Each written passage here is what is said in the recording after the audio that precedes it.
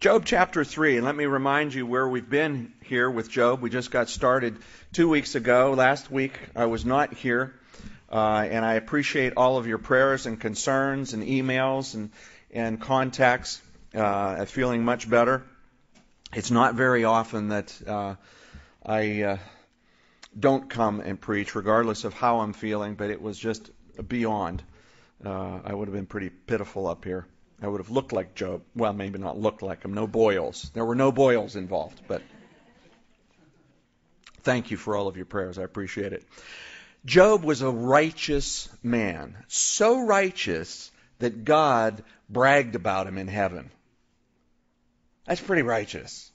I'd love to be one of those people that God's bragging about. I don't think he is right now. I don't want to think about what he's saying to me. I want to think about what Jesus is saying to the Father on my behalf. That's what I hold to and hope on.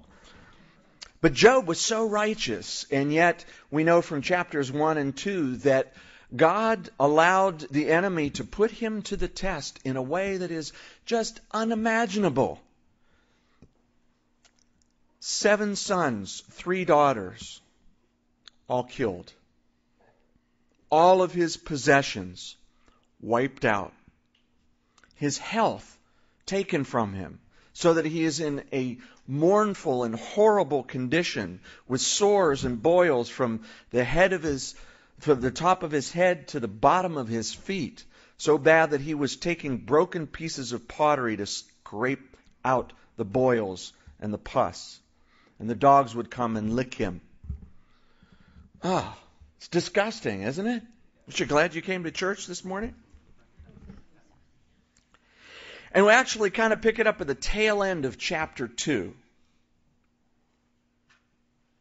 Verse 11, it says, "Now when Job's 3 friends heard of all this adversity that had come upon him, each one came from his own place." These are 3 guys who are living in different parts of the country. It's like this happened to Pastor Kevin in Pittsburgh, and one of the pastors in Southern California, and one of the pastors in Idaho, and one of the pastors in Fort Lauderdale all went, "Man, have you heard what's happened to Kevin? Let's go see him."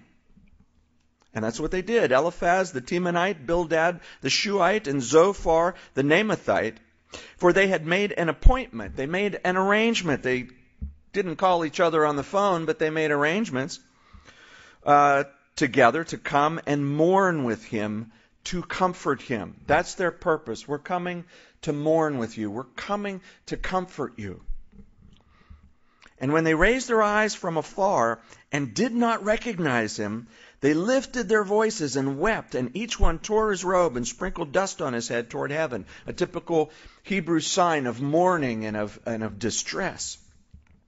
So they sat down with him on the ground 7 days and 7 nights, and no one spoke a word to him, for they saw that his grief was very great.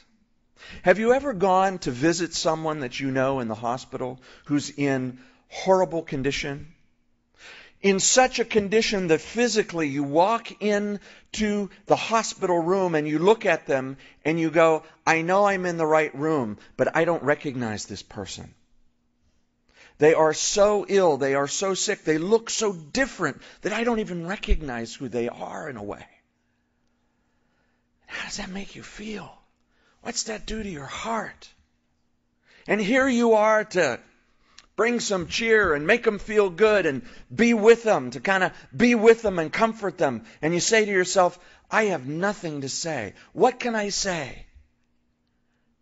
And if we walk in and give them the typical Pittsburgh greeting, it falls pretty flat, doesn't it? "How you doing?"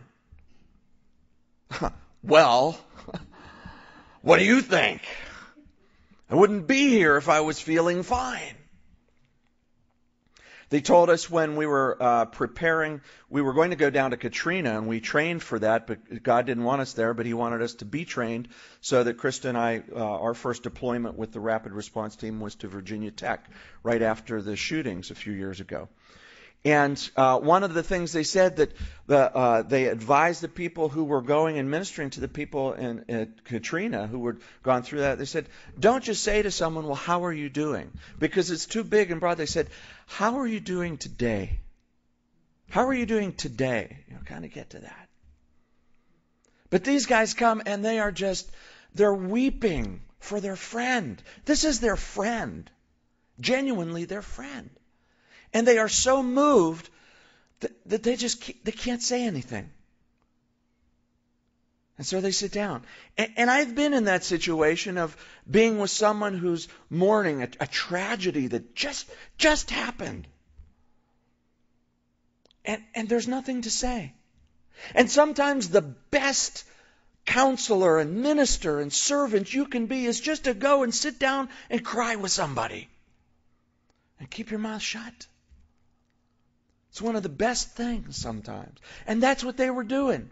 They were doing so well in ministering to Job, just being with him. And such tragedy that 7 days they sit there in silence. 7 days. Can you imagine? I think that was 6 seconds that I was silent. 7 days, 7 nights, not a word. Because they're just sitting and weeping with him, mourning with him. And then Job speaks in chapter 3. It says, after this, Job opened his mouth and cursed the day of his birth. And Job basically said 3 things. The first thing he says in verses 3 through 10, why was I ever born? May the day perish on which I was born, and the night in which it was said, a male child is conceived. May that day be darkness. May God above not seek it, nor the light shine upon it. May darkness and the shadow of death claim it. May a cloud settle on it. May the blackness of the day terrify it.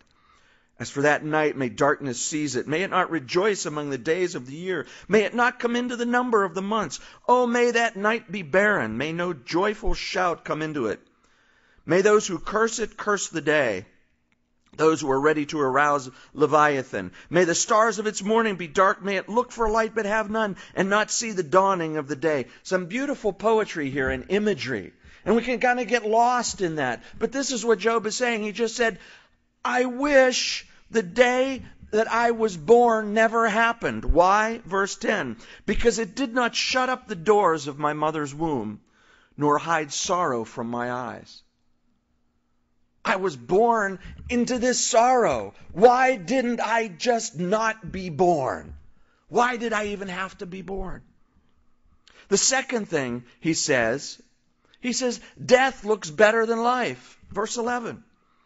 Why did I not die at birth? Why did I not perish when I came from the womb? Why did the knees receive me? Why did the breast that I should nurse? For now I would have lain still and been quiet. I would be asleep. I would have been at rest with kings and counselors of the earth who built ruins for themselves, or with princes who had gold, who had filled their houses with silver. Why was I not hidden like a stillborn child, like infants who never saw the light? There the wicked cease from troubling, and there the weary are at rest. There the prisoners rest together. They do not hear the voice of the oppressor. The small, the great are there. The servant is free from his master. Why didn't I just die? I'd be better off dead.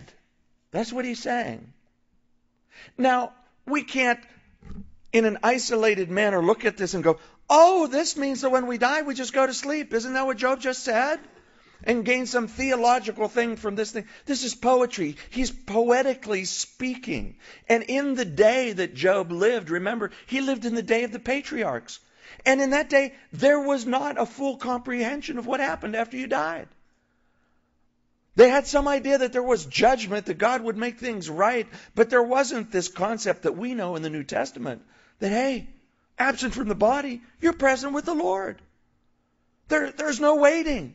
Jesus said to the thief on the cross, today, you'll be with me in paradise.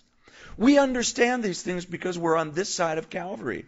And the revelation of what happens at death and after death has been shown to us. But Job didn't know that. And within the poetry and understanding of the day, he's basically saying, he's not trying to make a theological statement. He's saying, I wish I was never born. I've spoken to people on the phone who have said, I'd be better off dead.